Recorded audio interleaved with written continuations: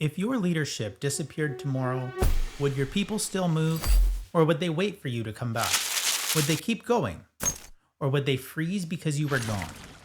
Three of the world's biggest leaders just answered that question in public. And what they showed us might be the real difference between control and legacy. Let's start at Microsoft. Satya Nadella has been called the quiet revolutionary. He doesn't tweet rants. He doesn't chase headlines. He listens. He absorbs. And then he moves with precision. And this month, he made a move that would terrify most CEOs. He handed off one of the most powerful parts of Microsoft, global sales and commercial operations. That's billions in annual responsibility, thousands of employees, gone from his direct oversight. Why? Because Nadella believes his greatest contribution now isn't in managing the machine, it's in shaping the future. He's putting his time into AI, ethics, and the human side of technological disruption. He's saying, I can't lead this next chapter if I'm buried in the last one. It's not delegation, it's discipline. It's him redefining his value, not as the one who controls everything, but as the one who clears the path for others to build what's next. That's what emotional intelligence looks like in leadership. The courage to make yourself smaller so your mission can grow bigger. Think about that. Most leaders scale by adding. Nadella is scaling by subtracting. He's cutting the clutter around him so he can focus where it matters most. And maybe that's the leadership we all need. Now let's get into story 2 about Daniel Ek, when the founder steps out of the spotlight. Let's fly to Stockholm. Daniel Ek built Spotify from a small idea into a company that redefined music itself. He made access more important than ownership and made music discovery feel like a personal experience. He is Spotify. And that's the problem. Because when you are the company, stepping back feels like dying a little. And this month, Ek announced he's doing exactly that, stepping down as CEO and moving into the role of executive chairman. 2 co-presidents will now share the top seat as co-CEOs. That's not just a corporate shuffle. That's a founder willingly stepping off the stage of his own creation. Think about what that requires. You spend nearly 2 decades building something, obsessing over every feature, every sound, every pixel, and then you decide it's time to let others write the next verse. Ek's transition isn't about burnout, it's about belief.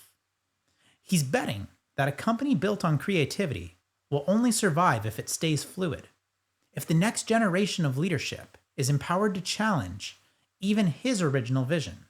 And there's a deeper layer to this.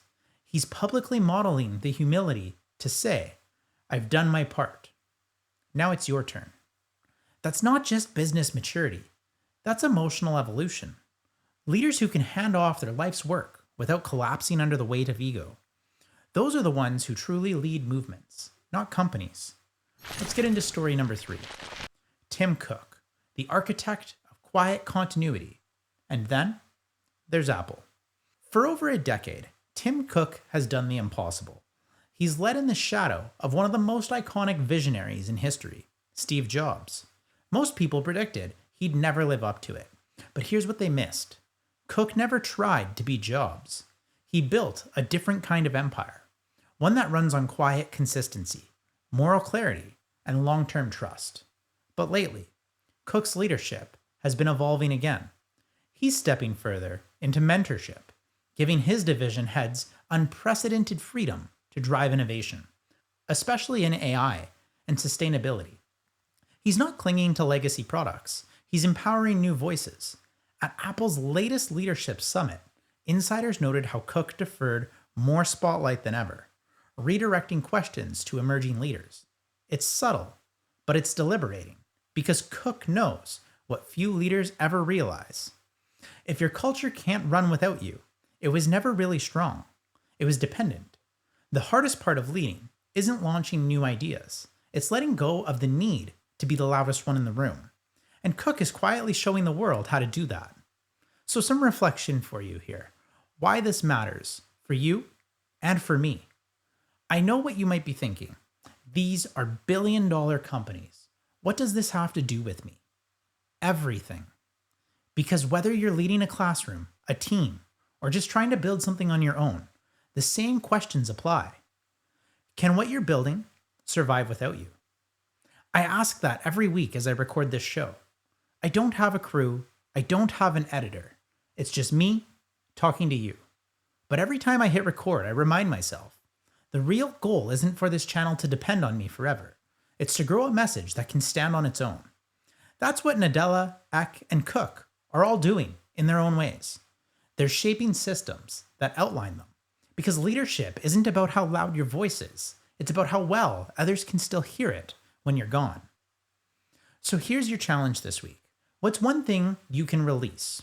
Not because it's failing, but because someone else is ready to carry it. Leadership is not a lifetime of control. It's a series of moments where you decide to trust.